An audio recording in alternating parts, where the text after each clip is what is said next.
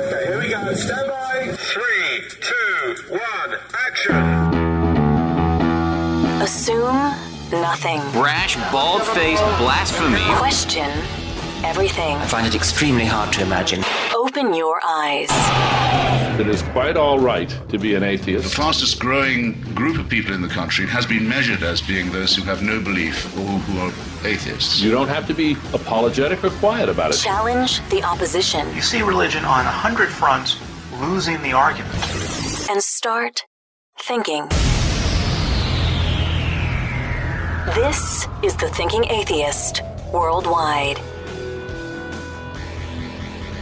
FYI, I'm using Blog Talk Radio switchboard tonight, and that means when I go to the caller side, you're going to hear some glitches. Just roll with it. Not a big deal, okay? But it's not your fault. It's not on your end. It's a challenge we continue to have occasionally with Blog Talk Radio's live switchboard. It is what it is, okay?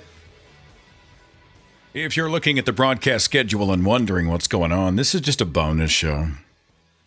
Recording this on a Saturday night. Natalie's out at a thing, somebody's birthday.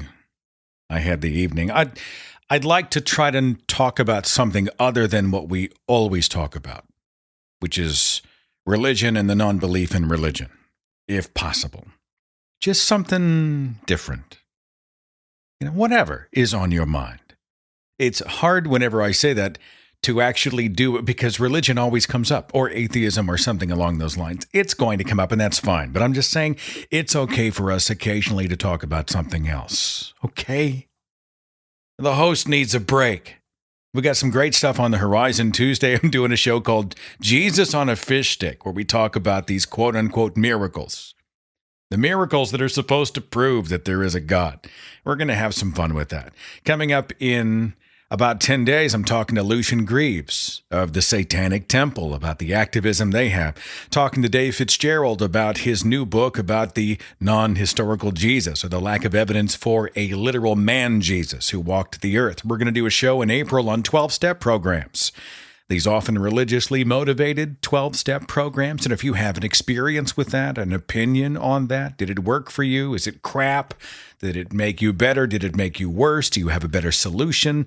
Let us know. Email podcast@thethinkingatheist.com. Okay? And we are going to provide some secular alternatives to some of these faith-based 12-step programs. Lots going on. Lots going on. Tonight, let's talk about something else. I don't care what it is.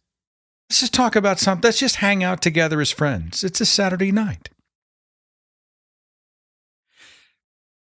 Natalie wants to get chickens.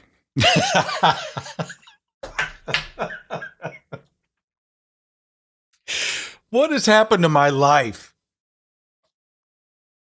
I'm driving around last night, and we're prepping the sale of our home. And if you are a Patreon supporter, you may have heard some of this on the bonus show. Please bear with me, okay? But it's life stuff, and this is what's going on in my world. We finally did decide we're going to move about 10 miles down the road. We just wanted something new and different. We're just ready for a change. You ever come to that point in your life? There's a few things about this, and we've had a great time here, but there's a few things about this place that we would like to make it better. I'd like a better designed kitchen. I need more storage space. And I'd like to configure the studio differently to be able to do what I do. Just stuff like that, right? And so we close. We close on Friday. So we're 6 days away. And it's all coming to a head, and all these chess pieces have to move just perfectly in the right direction. Everything has to happen perfectly, and then hopefully we'll be able to sort of start this next chapter in our lives. And the house it's got just a slightly larger backyard, and it's right on the edge of Tulsa County. And yes, I'm staying in Tulsa for a number of reasons.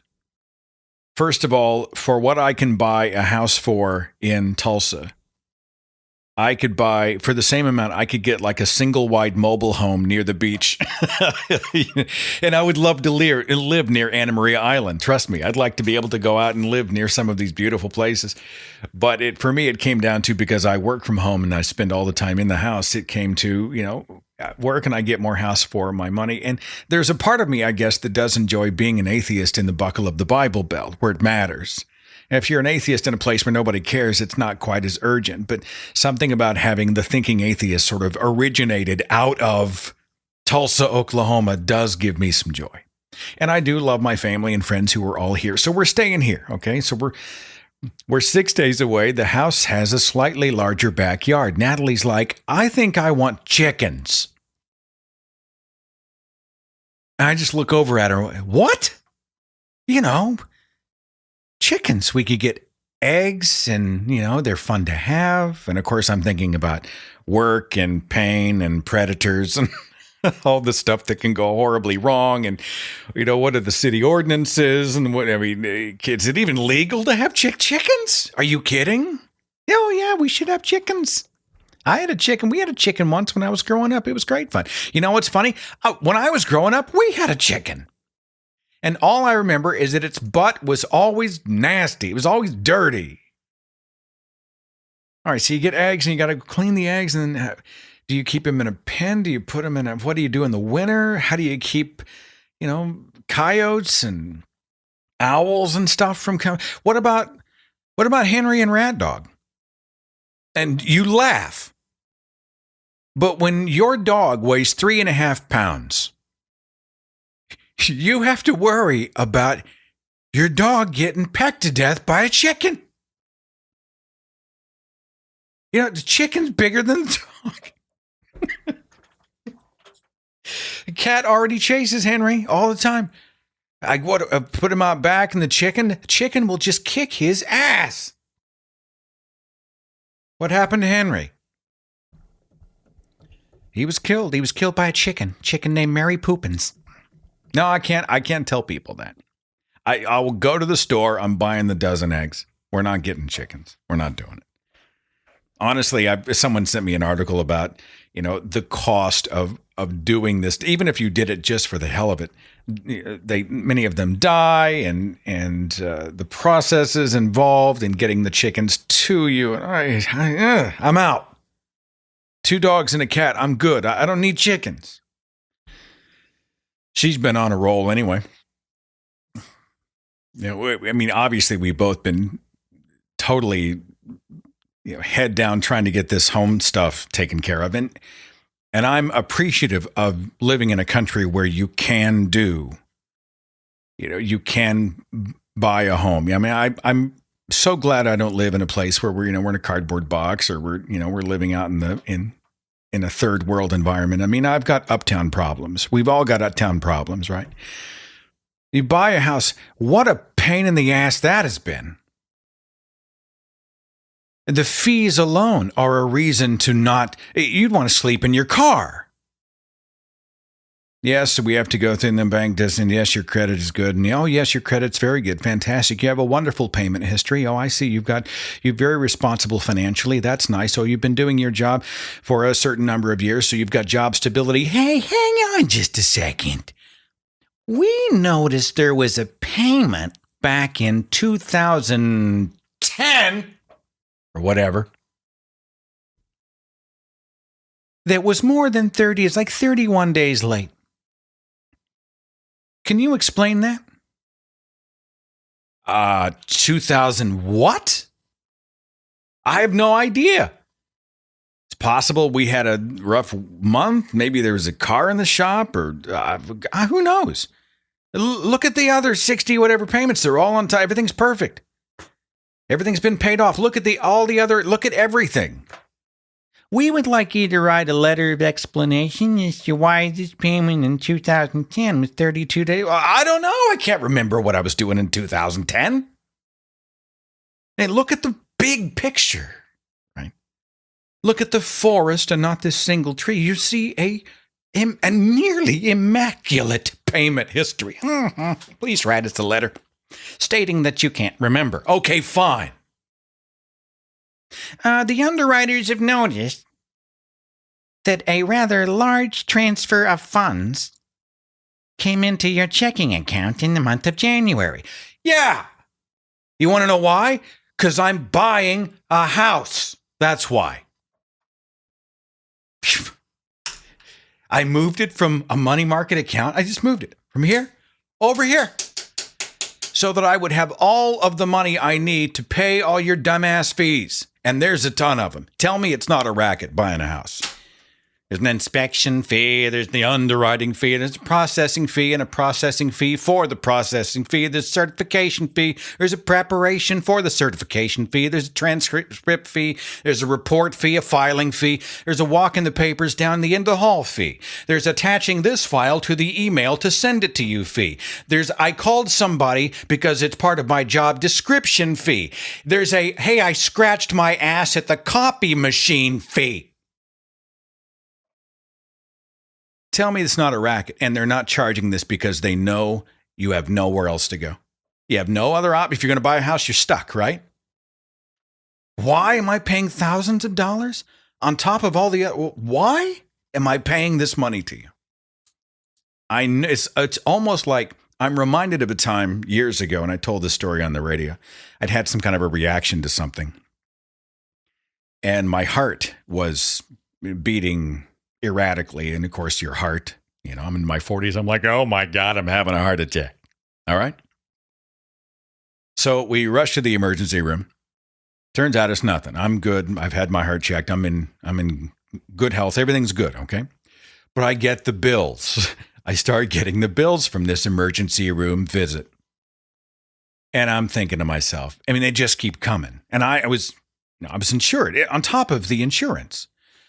I see it's a bill for like $130. And it says self-administered medication times 4. And I'm looking back in my memory to that night. It's kind of a scary night, your heart's beating funny and you want to make sure that everything's okay. And I'm not a spring chicken anymore. And who knows, blah, blah, blah. Self-administered, and what was that? Did the IV? No, that wasn't self-administered. And then they did some other stuff, and they stuck the heart monitor on you, and that was when then you went to the.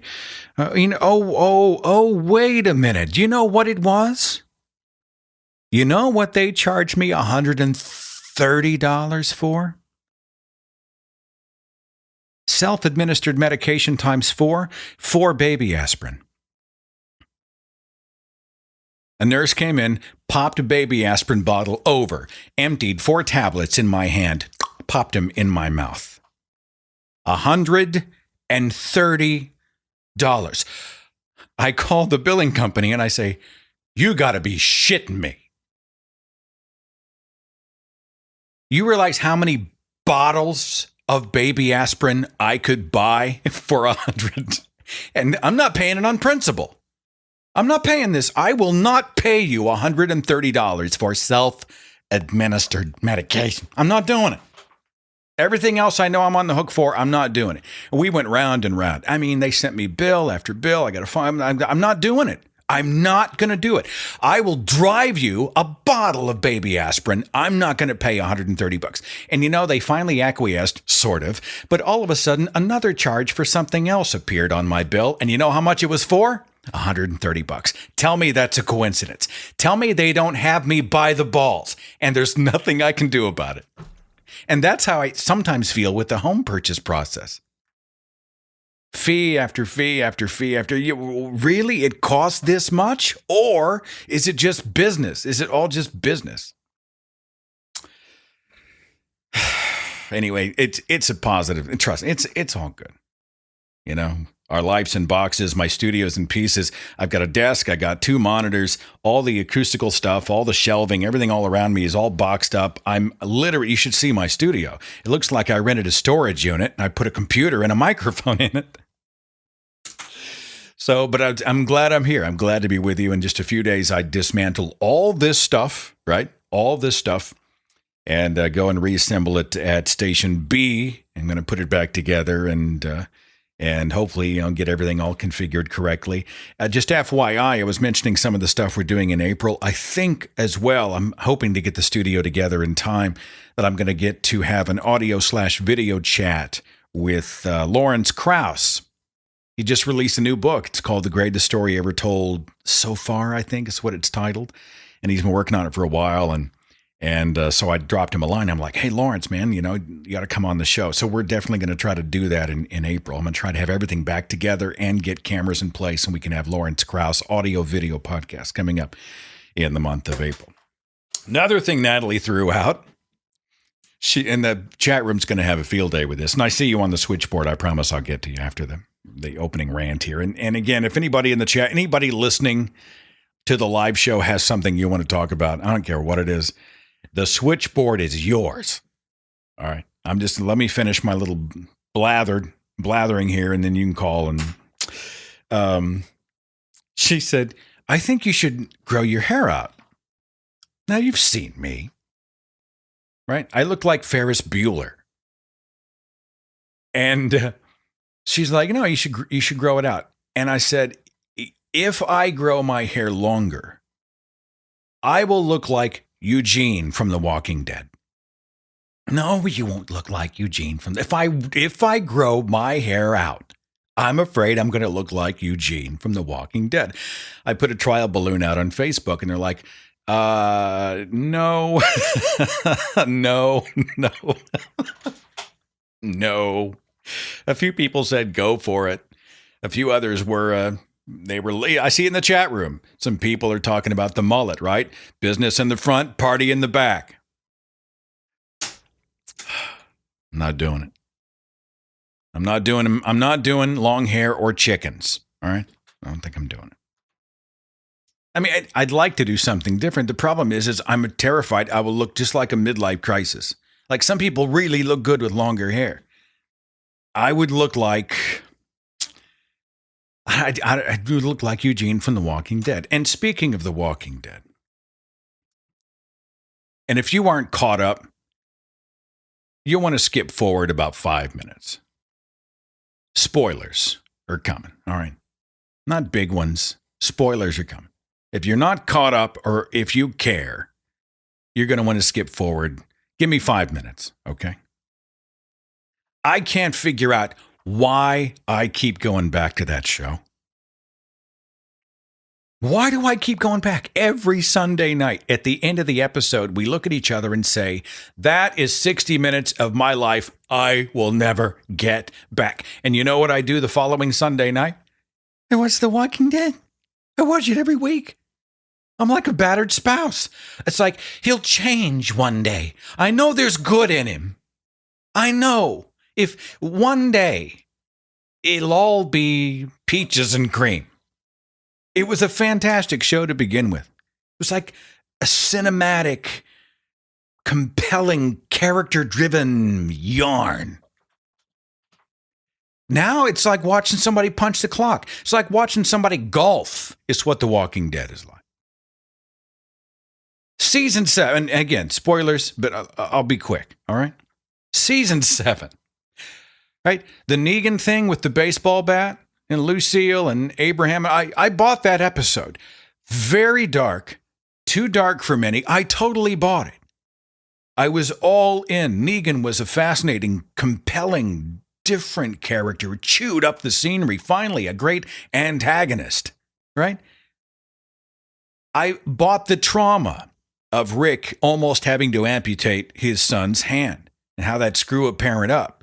I never bought that Rick would just roll over to the Saviors. Yeah, he just all of a sudden, he just is like, oh, we got to go out and we got to get supplies. This is how life is now. I just don't buy that. After all they've been through, that scene where the Saviors pull up the first time and Rick's people give up a freaking fortified position and just hand over all their weapons and all their material. Just, here you go. Here you go. No resistance, no problem. Why does Rick increasingly sound not like Rick, but like a bad Rick impersonator? When he speaks, it's like watching a comedian impersonate Rick Grimes.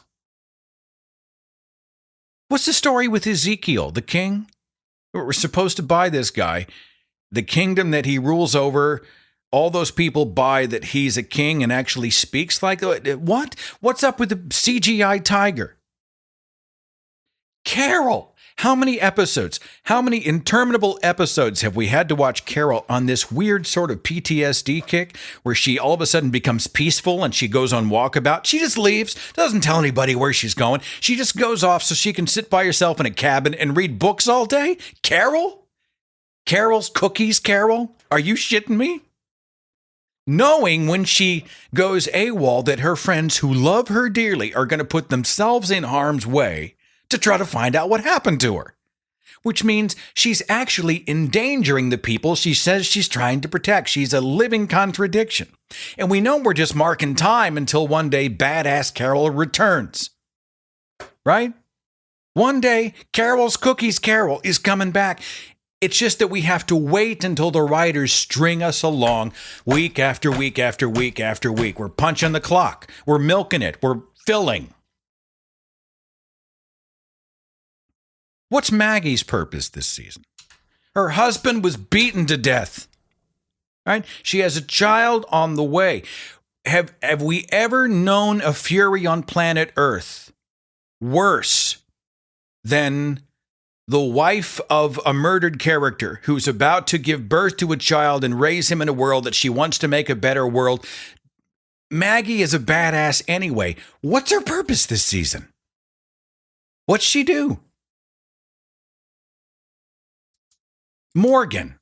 Morgan was an interesting character back in the day. The subplot of him trying to make peace with himself, I mean, that's interesting stuff. But does anybody buy all life is precious? All life is precious. He's been talking that stuff forever, right?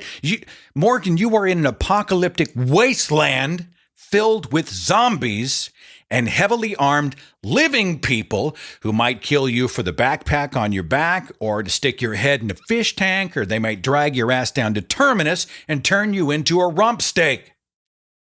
All life is not precious, Morgan. It just doesn't wash. Against the backdrop of the show, it seems totally false. What's up with the dumpster people? They speak like they're like human emojis. Who writes this stuff? The show is called I'm almost done. The show is called The Walking Dead. Can you think of any villain or peril less threatening than a walker on The Walking Dead? How incompetent would you have to be to get overtaken or accidentally bitten by a walker, a shambling zombie that moves at the speed of litigation and announces itself coming for hundreds and hundreds of yards by making this sound?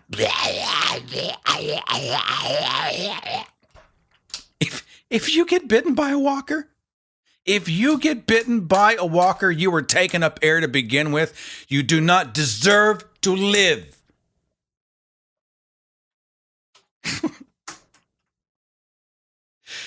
That's the betterment of the species is what that is. Right? If you get caught by a walker, you are diminishing the gene pool. This is natural selection. You were screwing the rest of us anyway. And the generations to come, you had to go. You're taking up air. And finally, does anyone buy that Negan would sometimes literally screw his own people?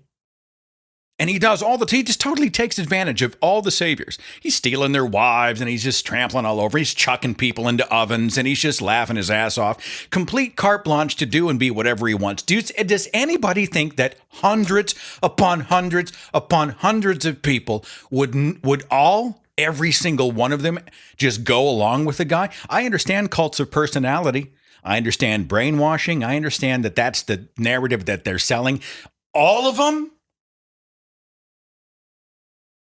You sit around and let him do whatever he wants and nobody challenges? I don't buy it. And you know what I'm watching tomorrow night? The Walking Dead. I just can't stop. I can't stop. I need help. I need an intervention. Was that 5 minutes? that true? I didn't time it. I want to make sure I'm true to my word. I was close to 5 minutes. Sorry for the rant. It'll get better. You know what? Things are going to turn. Bunch of people just tell me, screw the TV show, read the graphic novel. The problem is I've never once picked up the graphic novel. I'm vested in the TV show. I got years in it. Years in it. I am pot committed, as they say in poker. And I really want it to be good.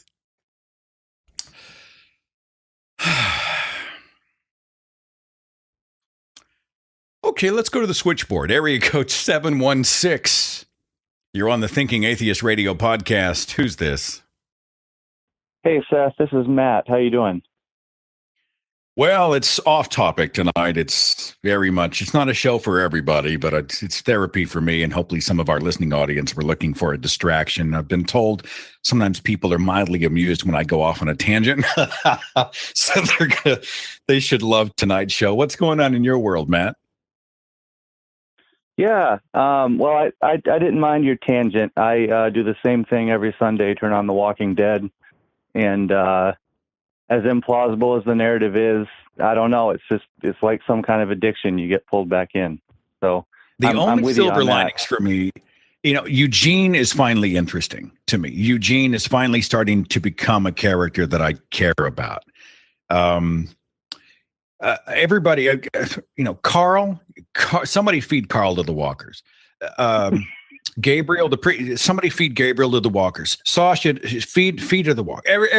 These people need to go. It's time for some fresh blood. They serve no dramatic purpose. I'm sorry, Matt. You got me going again. Go ahead and hit me. What else was on your mind? Sure. Yeah. No. I know it is kind of off topic. It's not really about the about television, but maybe I've missed it before. But I'm a longtime listener to the show, and I'm just curious. Do you have any favorite fiction authors or books that you've read? Is there a tangent you could go off on, about that? I'd just be curious to hear. Actually, it's funny.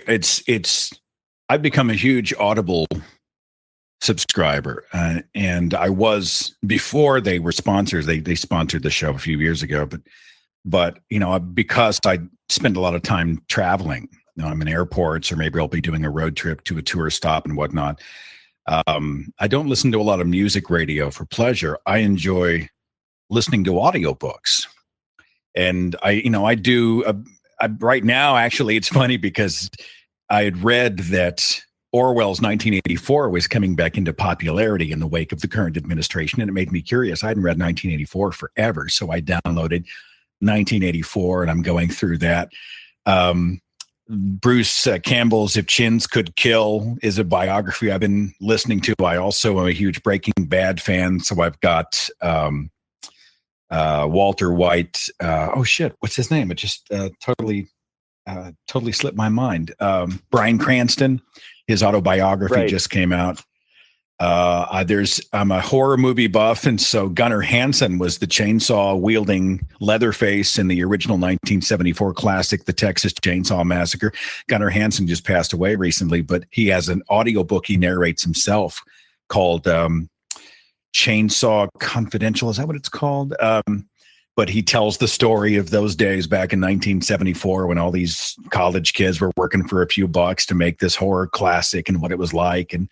And I enjoy those types of stories. And so those are the books I've been reading. Nothing hugely heavy. I'm honestly kind of burned out on a lot of the philosophy and the atheism related stuff. Before that, I was Dan Barker, The Most Unpleasant Character in All Fiction, which is quite a good book. I reread Nailed from Fitzgerald in advance of his interview that's coming up in a few weeks with Jesus, Mything, and Action. And that's kind of a discussion about the historical Jesus. I'm probably a quarter of the way into another Jesus book by Richard Carrier on the historicity. I've got people sending me books all the time, so I'll get into them and then I'll get distracted because I have the attention span of a goldfish, and I kind of move around them. I don't know. That's kind of a taste of my life right now. Anything you're interested in? Anything you're doing? Yeah, thanks for that, Seth. Actually, right now I'm kind of on a Neil Gaiman kick. Have you read anything from him? I have not. He's like a fantasy fiction author, and I think actually on the network Stars, he's about to have. They made a TV series adaptation of his book, American Gods. Wow. Let me write the author's name down. Anyway, Give it to me again. Sure, it's Neil Gaiman, Gaiman. Cool. Well, I'll check that out. I'm always up for something new. I might have to cheat again with the audiobook because I'm usually in motion. So audiobooks allow me to, they allow me the opportunity to immerse myself in the book while I can also have my feet in motion going somewhere, you know. I'll check that out. Yeah, the audiobook might help, especially for that book. It's like 700 pages in paperback. So wow. All right, Neil Gaiman. I'll check it out. Well, I mean, I don't have any amazingly like Douglas Adams. I just re-listened to The Hitchhiker's Guide to the Galaxy, mostly because, I mean, I've got the book almost memorized, but mostly because Stephen Fry reads the book. And I just love Stephen Fry's voice. He is one of the most brilliant voice actors in the world right now. And he just animates, who's the guy who played Arthur Dent, the actor? Oh, what is his name? Let me look it up real fast. The guy who's in Sherlock, Martin Freeman.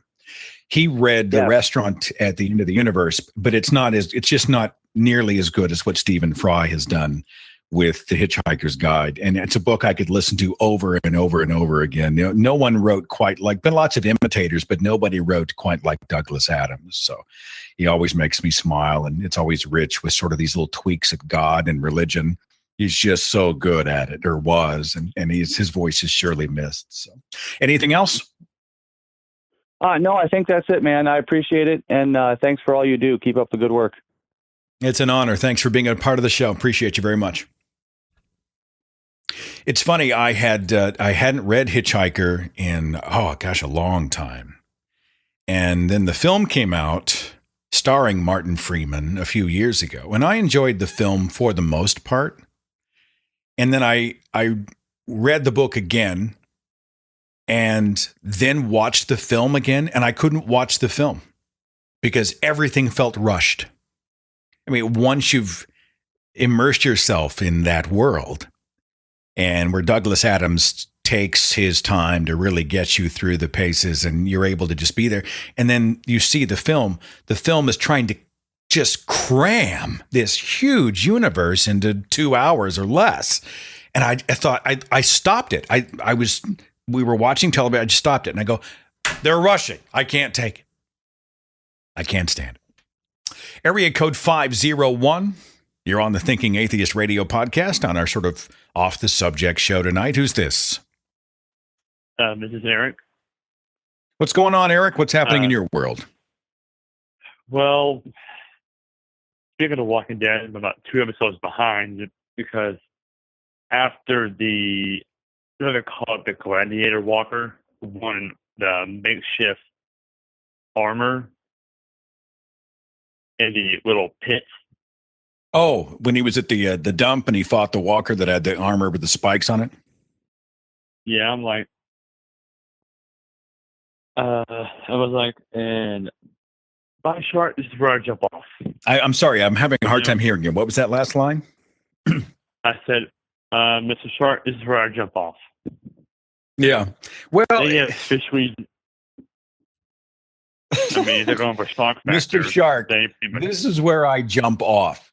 I mean, I get it. I understand your frustration.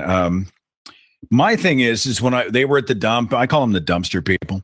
When they're at the dump, I thought to myself, this is just a chance for them to milk 4 or 5 more episodes before they do battle with the saviors, right? Now we got to go on an errand to get guns. And then they come back with guns and they say, it's not enough guns. You got to go get more guns. All right, I guess we'll turn our asses around and go out and scavenge for more guns. I mean, they're just filling. They're just milking it. And I'll be back tomorrow night, but I'm going to bitch about it. I've earned the right to gripe about The Walking Dead. Anything else, my friend? I have a friend that's trying to get me into the Terry Pratchett books. Have you ever heard of them? I haven't read them, no. Well, I'm trying to branch out from Harry Potter into Lord of the Rings. So if you have any recommendations of fantasy, I'd like to know. I'm not familiar with it, my friend, so I can't be of much help to you. But I mean, throw it out in the chat room. We'll see what they say. Okay. Okay. Thanks. Appreciate you, man. Take care. Mm-hmm. I had a message in from, I believe it's Zale, who said, communication's a fairly important subject to me. I'm not entirely certain why most people imply subtexts instead of being direct, as speech has a very specific bandwidth, and the more you try to fit it into the bigger, the chance of miscommunication. It seems to me that if you don't have literally everything in common with another person, you should be completely literal with them. Well, I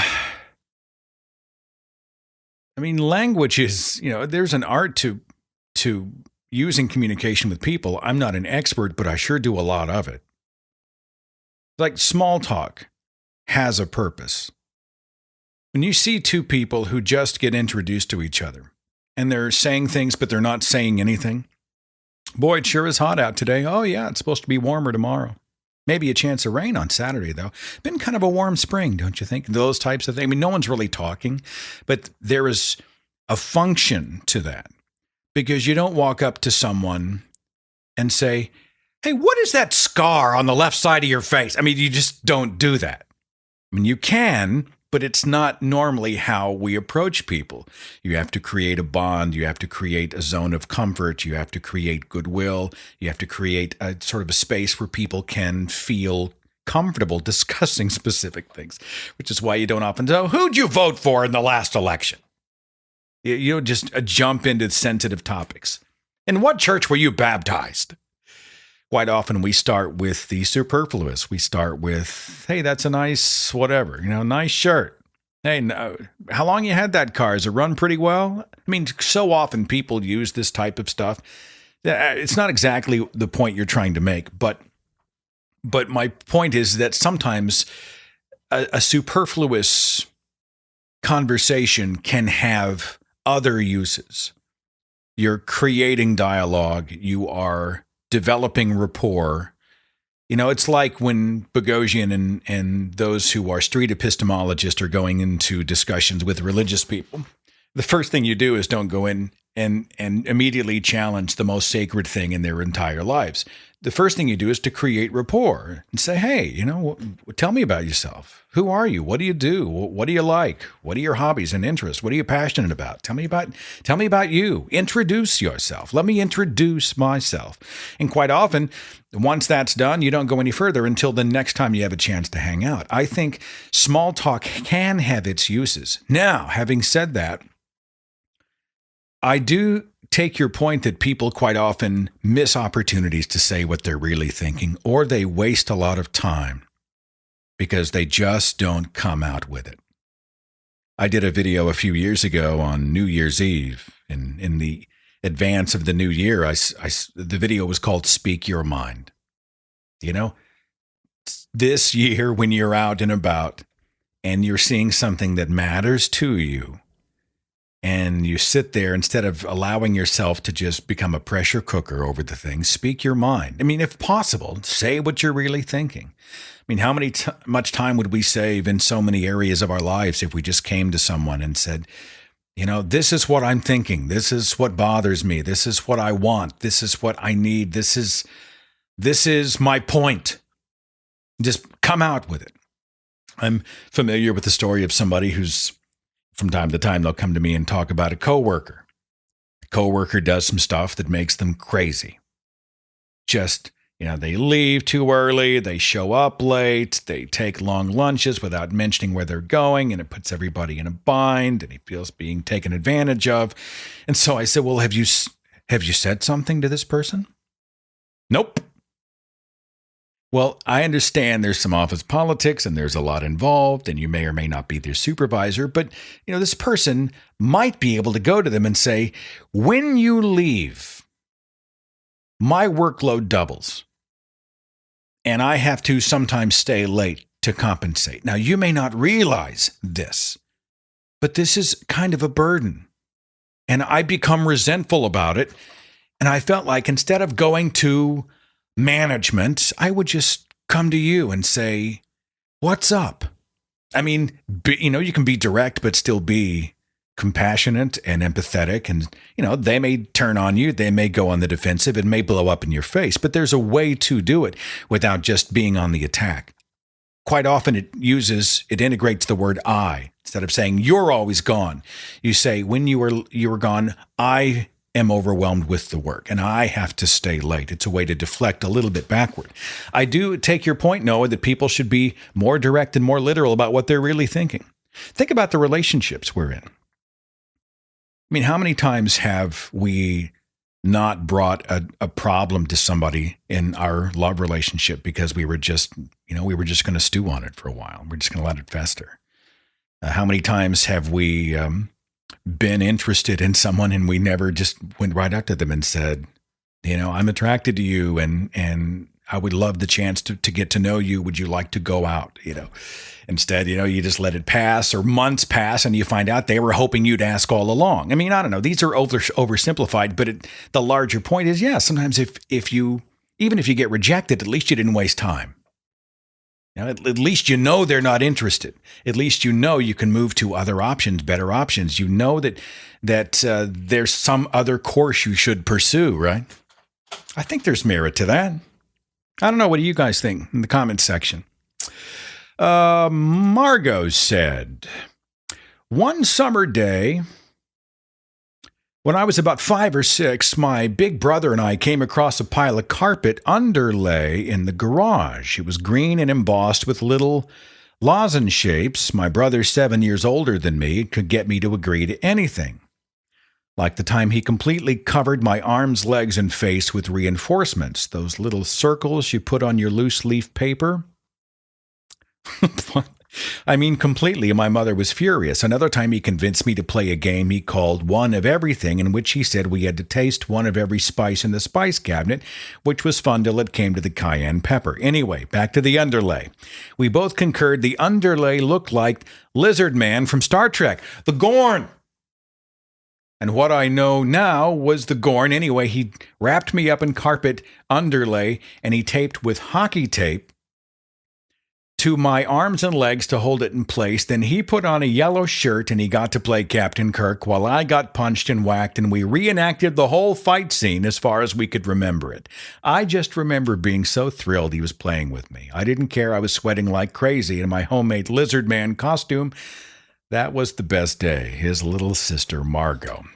That's a classic scene. Pull that up on YouTube. Those of you who do not follow classic Trek, you've not seen true action until you've pulled up the Captain Kirk Gorn fight from the original Star Trek series in the 1960s. No, it's not in slow motion. The Gorn is this supposedly sinister villain. I guess he's a villain in such an obviously rubber. I mean, it makes the Sleestaks from the old Land and the Lost series. It makes the Sleestak look like Jurassic Park. The Gorn for eyes, it looks like they took that metal mesh on microphone covers, the windscreens for microphones. It looks like they just halved those and stuck them on each side of the mask. The mouth is frozen open because, of course, this is a rubber mask. And honestly, the Gorn almost sounds like a walker, like and it kind of just. And in the fight scene, Captain Kirk spends I don't know how much time putting together these materials that he finds within the rock that are explosive. And he takes, I don't know, was it a tree stump or a bamboo shoot or something he finds in the desert? And he makes a cannon, he shoves a rock in it, and he takes a cannon and fires it and hits the Gorn and accomplishes nothing. Nothing. It doesn't kill the Gorn. It knocks it over temporarily. It does nothing. That was probably 10 minutes of the fight scene. It's so iconic that there is, I don't even know who the commercial's for, but like William Shatner in his 70s, has, I think it's for a video game where he and the Gorn are sitting on the couch in a living room and they're both playing and they're continuing the battle, but they're doing it virtually. I'm sure you can find it online. It's freaking hysterical. And they're doing the reenactment of the fights, and the swings are so slow. It literally looks like you are reenacting slow motion as part of a play. It's awesome. I mean, that's how you do classic sci-fi. It's iconic, that scene. I don't see anybody else on the switchboard. I have no idea how much longer I'm going to go. If there's something on your mind that you would like to talk about, let me know. Rebecca says, are you looking forward to the second season of Stranger Things? I am. Enjoyed the show. I found the kids a little bit annoying, and normally I love Winona Ryder, and I did not like her as the mom. She took me out of the scene when she was playing the angsty mom. For some reason, I just didn't connect with her. But I was curious enough about it, and I was engaged enough that I'll go back for season 2. I'm just now starting season 2 of Humans, and it sounds like I watch a shit ton of TV, and I've just told you pretty much almost everything I watch, except for Game of Thrones, Better Call Saul. And this is cyclical. One's on and the others are off. Better Call Saul starts next month. A brilliant show that should have sucked. When I heard they were making a series about Saul Goodman, I thought, for the love of all that is holy, no. Don't do it. Right? You're just milking it. We've all seen the hangers on. They have brilliant success with Breaking Bad. They can't let go of a great idea, or they're just milking it for the cash, and then they go screw it up and they ruin the whole franchise. They ruin everything. That's what I feared. Better Call Saul is freaking brilliant. It's brilliant. And then Game of Thrones, I guess there's 2 seasons left, and which season starts in July? 6, 7, season 7, right? So Game of Thrones, I enjoy. I have to read the freaking Wikipedia page just to keep up with all the subplots. I have a hard time keeping up. The show makes me feel stupid, but I love it. So that's what we do. Douglas Adams, Game of Thrones, Better Call Saul. A couple of biographies here and there. That's what I do to pass the time. Have not seen Legion. Somebody in the chat room is asking me about it. This was the month 3 years ago. I wanted to just bring this up because it just popped into my mind. Actually, it popped into my mind because I looked down the hall and I happened to see his little eyes looking at me. It was 3 years ago this month that we rescued Henry from the puppy mill. Hard to believe it's been that long. Several people, even on Facebook today, were asking me to talk about Henry and Rat Dog. I called Tootsie Rat Dog. Tootsie was Natalie's dog when we met. And I love these animals with all my heart. I used to be German Shepherds and Labrador Retrievers, and I had Great Danes for 10 years. Big, 170-pound behemoth dog. Sweet, but big dog, like a dog. And I would mock people who had the little bitty dogs. Who's the comedian who said, if you have a dog that bounces when it barks, it's not a dog. I used to be that guy. 3.5 pounds, right? So I would say, it's not a dog, it's a rat. It's a little rat. And so the nickname became Rat Dog. And that just exploded. The listeners of this show took that and ran with it. Somebody made a movie poster. I mean, they literally made a Rat Dog movie poster. It's awesome. It's got Tootsie's face and body, and it says Rat Dog in this big embossed kind of a red font, and there's flame all around it. And the subtitle says, "No ankle is safe." And this is true. These dogs, 3.5 pounds, they will rain down ankle-high death upon you. Truth of it is, though, they have stolen my heart. We were looking for a companion for a rat dog, and we saw this news report about the Humane Society had done a rescue in a suburb of Tulsa, and they had 103 dogs in a single mobile home. These people were puppy mill. They were a puppy mill. They were breeding these dogs. They were trying to breed them small, which is worse for the dog. You breed them so small, they don't have enough room in their mouth for all the teeth, and they have problems internally. And people love the small, cute dog. The problem is it's not good for the dog. But, these dogs were there and they needed good homes. And so we decided to go, and we went out there and we held all these animals, and your heart just breaks. I mean, there are some people I'd like to stick in a cage for 8 years. Henry was in a cage in that mobile home for 8 years. Oh. Makes the blood boil when you think about it. You should have seen him. I mean, his claws are all overgrown. His hair was matted, and he couldn't even see because it was covering his face. And he was emaciated. He was completely underfed. He was exhausted. They brought him out. He was just a blank. We didn't know what to do with him. And, it was kind of a big thing. We're bringing another animal into the house. Do we really want to do this? And what's it going to be like? And how damaged is he? I mean, what are we in for? What's the future hold? And so we took him home.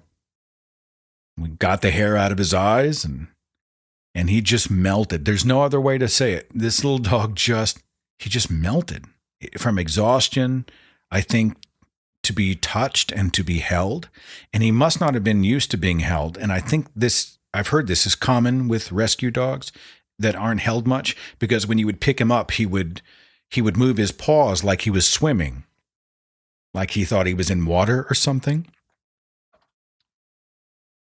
And we got him a checkup, and we, went through all the stuff, and this little dog has become one of the great joys of my life. Both of them together. I have said this before. I'm like that little old lady with the 7 chihuahuas, right? That little old granny. She's been living by herself for 25 years, and she's got about 15 dogs around the house. I've become that. Because whenever I see them, I'm like, oh, Boopsie, I love you so much. I love you. Come here, give me your kisses. I've become that person. This is a true story. It's tax season, right? This wasn't this year. This was last year. I had called and was leaving a voicemail for my CPA, because I'm too thick to do my own taxes. I don't know how to do all that stuff, right? And so I've got a guy, and he does my taxes. And I left a message, something about, hey, just calling to check in to see if you need any more paperwork or whatnot. And then I was walking in the house as I was leaving the message. And I walk in, I'm like, what you Bobby doing? Bobby, I love you. I became that sort of babbling idiot with my dogs, not realizing that I had not hung up the phone. And it's very likely rather, that on the voicemail, they heard me like, hi, this is Seth. I was calling to check on the paperwork and make sure that you needed everything before we do the taxes and file in April. Okay, let me know. Okay. I'm sure that's what happened to their voicemail. They probably saved it and play it at parties.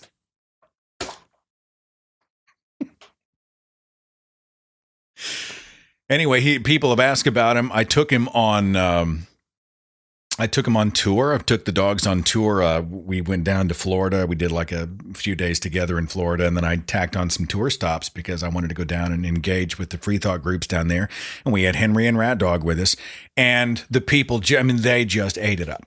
And they went in. Some people posed for photographs, and Henry was with me on I think I took him to San Diego once.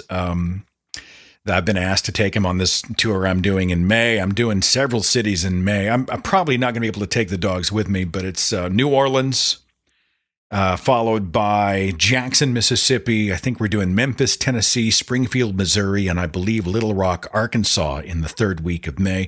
thethinkingatheist.com/events if you want to be a part of those. Toronto's coming up in June. Looks like I might be going to Denver in July. Possibly. Kentucky Free Thought's coming up. Orlando doing the American Atheist Convention. That's happening in South Carolina in August. They've timed that one for the big solar eclipse. I guess it's at a time and a primo location for the big solar eclipse. And you can hear the Christians already being like, oh, atheists get together and the sun disappears. Tell me that's a coincidence. But I've been asked to speak at that, and so I'll be out there hanging out with everybody. thethinkingatheist.com/events is the website. Anybody else have anything? Anybody? Otherwise, I'm probably just going to go ahead and call it a night. I'm not going to drag the show on with just nothing else to do. But if you guys have something you want to say, just dial the switchboard number. You'll see it up there, and I'll give you a couple minutes to get in. What else is going on in the world? Let's see. I don't want to talk. No, I don't want to talk politics. I don't want to talk politics. I did 3 consecutive releases that were political.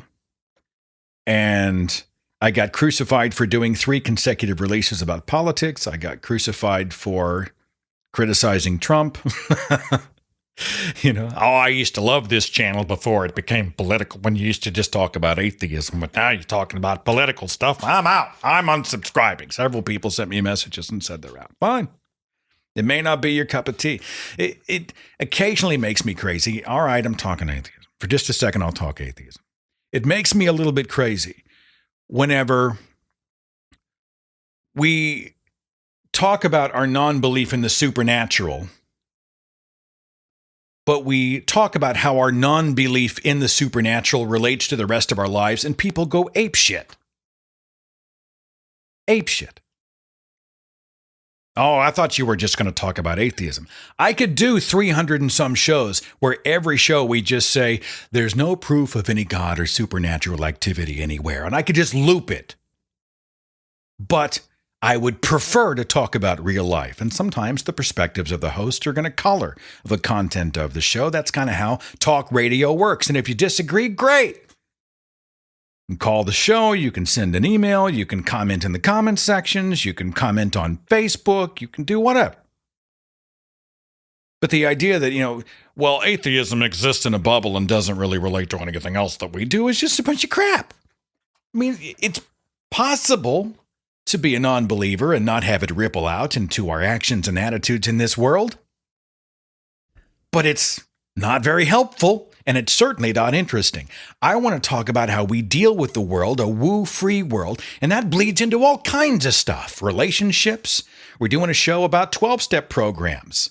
Well, how's that relate to it? Well, if you're doing a show about overcoming recovery without the idea of a higher power, that relates to what we're all about. Rationalists trying to find real-world solutions to our problems and to advance the species. Why wouldn't we talk about politics when so many of the politicians are theocrats, or at the very least anti-science, and we're pro-science people? My science informed by the fact that I rejected the idea of gods, or the idea of truth with a capital T. I rejected superstition. I now support the science. That relates to that. All right, I'm done. Let's talk about really good, bad horror flicks. Video games. Somebody wanted me to post another video of me playing a video game. I don't know if you've seen, it's an Alien video game that came out. I guess it's been a couple of years. The new Alien flick, directed by Ridley Scott, is releasing in 2017, and I'm totally going to be there because I need Alien to be scary again. Alien hasn't been scary since James Cameron's sequel in 1986, was it? All right, Alien has not been scary since that time. Alien's become like a gag. I need the Alien to be scary again, and I think Ridley Scott can pull it off. Well, the Alien is actually scary in this video game. It's like a PS4 game. So my stepson and I are playing it. And he is, he's a video game wizard. He's got video game reflexes, if you'll pardon the cliche. He's able to manage all the buttons. I mean, I was weaned on the Atari 2600. It's a joystick with a red button on it, isn't it? It's elegant. I had a ColecoVision. This dates me, okay? So anyway, I'm playing it. Well, one day, just on a wild hair, I just throw a camera on myself as I'm narrating, and I do like a 3 to 5 minutes section of me playing the game, and the alien's in the room, and I'm sneaking around, and it ends in just a horrifically nasty, bloody mess. And it's on YouTube. I mean, you can find it. I think it's on my my Facebook page as well. And it was a ball. I read that the game was not very successful financially, and so they're not planning to make a sequel, which is tragic because it is a fantastic game. It is fantastic. It is so engaging, so much fun.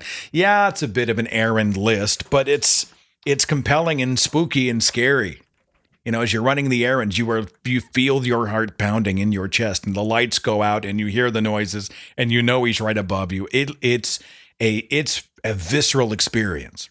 So anyway, that video is online. I don't play a lot of video games, so I'm not going to be. What's the channel where people do nothing but just narrate themselves? Is it Twitch or some other channel where I guess people can make a living doing this? They just play video games nonstop, and they just roll video or audio and narrate as they play, and people pay. They pay to watch this, and people enjoy it enough to continue paying. They wouldn't enjoy it with me. Trust me, it'd get old. Area code 308, you're on the Thinking Atheist radio podcast. Who's this? Amanda. Hi, Amanda. Tell me you have something interesting to say, because I really don't. It's been almost an hour, and I'm just, When you were talking about terrible horror movies, did you ever get into the Leprechaun movies at all? I think I saw the first, but I haven't seen any of the other ones. Good stuff? Or like so bad they're good? Leprechaun? They're so bad they're good if you watch them when they first came out years ago. But they came out with a newer one not too long ago. It's supposed to be the origin story of like where the Leprechaun came from.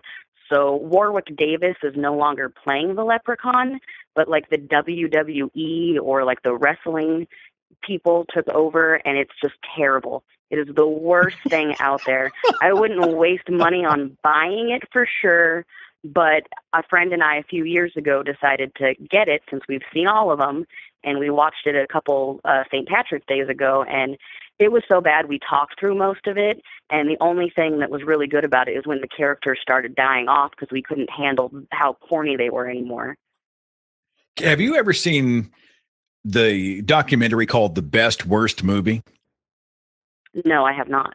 Okay. Well, there's a film that came out. I want to say it came out in late 80s, early 90s. It's called Troll 2. And it has been dubbed by many or deemed by many the worst film of all time. And it's one of those movies that was so bad that it became a living thing. Okay.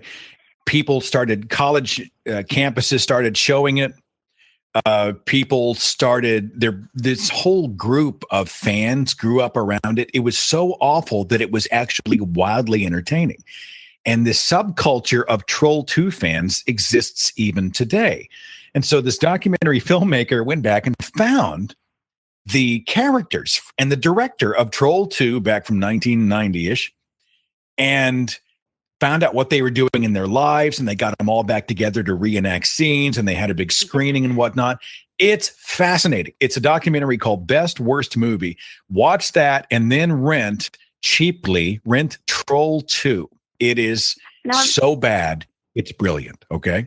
I'm trying to think, is that the one where there's like a little kid who finds out these people are turning into trolls and like a grandpa turns into one?